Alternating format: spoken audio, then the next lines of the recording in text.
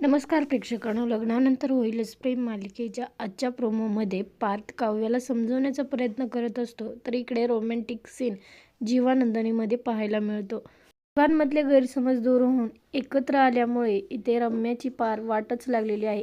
वसुंधरा तिला समजवण्याचा प्रयत्न करत असते आणि म्हणत असते, जीवानंदनी आणि काव्या पार्थ या चौघांनाही वेगळं करणं अशक्य आहे आता.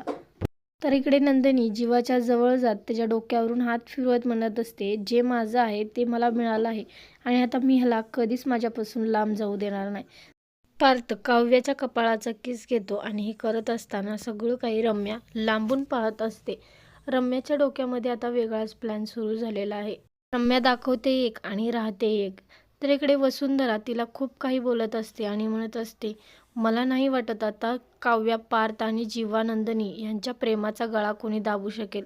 आणि इकडे रम्यानेच वसुंधराचा गळा धरलेला आहे आणि तिला खूप त्रास होत असताना रम्या काय करतेस असं म्हणत असते आणि रम्या म्हणते, त्रास होतोय तुला?